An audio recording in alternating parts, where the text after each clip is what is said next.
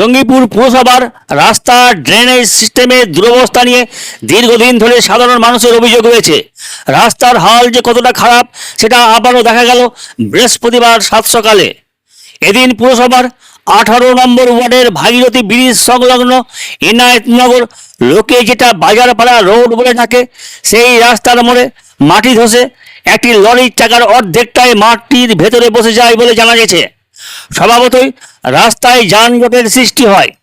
স্থানীয় ব্যবসায়ী ও সাধারণ মানুষরা আতঙ্কিত হয়ে পড়েন। জানা গেছে কিছুদিন আগে পাইপ লাইনের কাজ শেষে ঠিকাদার সংস্থা ঠিকমতো মাটি ভরাট করেনি। ঠিকাদার সংস্থার পাশাপাশি পুরসভার নাগরিক পরিষেবা এবং দায়িত্ব নিয়েও অনেকে এই প্রশ্ন তুলেছেন। স্থানীয়রা জানিয়েছেন, মাস খানেক আগে রাস্তাটি সংস্কার হলেও ইতিমধ্যে রাস্তার একাধিক জায়গাতে গর্তের সৃষ্টি হয়েছে। এদিকে লরির চাকা মাটিতে পুঁতে যাওয়ার খবর পেয়ে ঘটনাস্থলে ছুটে আসে রঘুনাথগঞ্জ থানার একদল পুলিশ কর্মী। পরে ক্রেন দিয়ে তোলা হয় লরিটিকে।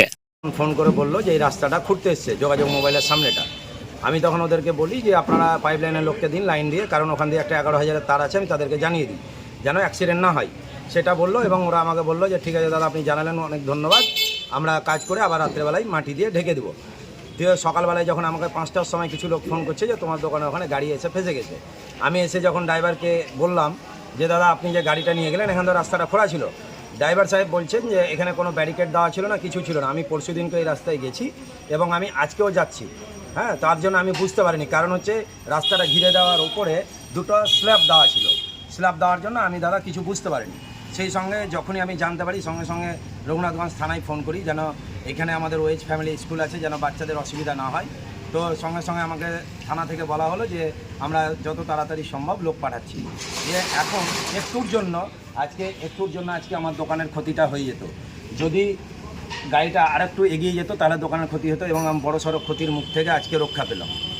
আগামী দিনে যদি দিনের বেলায় এই কেসটা হতো তাহলে অনেক হয়তো বাচ্চা ছেলে বা পাবলিক সাধারণ লোকেদের অনেক ক্ষতি হওয়ার সম্ভাবনা ছিল। আমি আসামাত্র প্রশাসনকে জানিয়েছি, আপনারাই দেখুন পরিস্থিতিটা কী।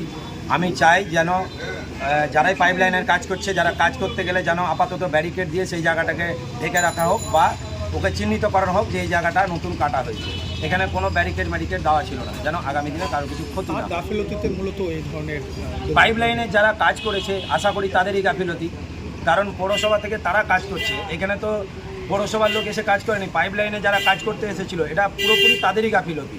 তারা এখানে যদি একটা ব্যারিকেড দিত, আমাদের এখানে একটা ব্যারিকেড রাখাই আছে, ওরা যদি একটু ব্যারিকেডটা দিত তাহলে লরিওয়ালারা সেই ব্যারিকেডটা দেখতে গেলে লরিটা নিয়ে হয়তো ঢুকতো না এবং এই বিপদ থেকে রক্ষা পেত। করে চলে গিয়েছে এরকমভাবে। আমরা তো রাত্রি 9টা-10টা পর্যন্ত দোকানে থাকি, তখন পর্যন্ত কিন্তু কিছু নাই। এবার গভীর রাত্রে খাল করে চলে গিয়েছে, এটা তো কারোর অসুবিধা হবে সেটা তো জানতে হবে। ওখানে একটা ব্যারিকেড আছে, ব্যারিকেডটাও দিয়ে যায়নি পর্যন্ত। এবার জনসাধারণ বা গাড়ির যারা আসছে তারা কী করে জানবে আলগালো। আর হ্যাঁ, গাড়িটা কি ওভারলোড ছিল? না, ওভারলোড ছিল। কি ছিল গাড়িতে? গাড়িতে আলু ছিল, কিন্তু এই কোনো কিছু ইনফরমেশন দেওয়া হয়নি।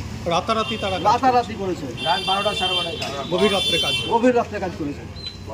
এখন কি সমস্যার সম্মুখীন হয়েছেন আপনারা? সমস্যার সম্মুখীন বলতে এই যে গাড়িটা ফেসে গেছে, আবার আমাদের দোকানে চারিপাশে নোংরা হয়ে গেছে, এবার আমাদেরও তো অসুবিধা। এবার কোনো দোকানে যদি কোনো দোকানেই যদি লেগে যেত তাহলে দোকানের একটা ক্ষতি হতো।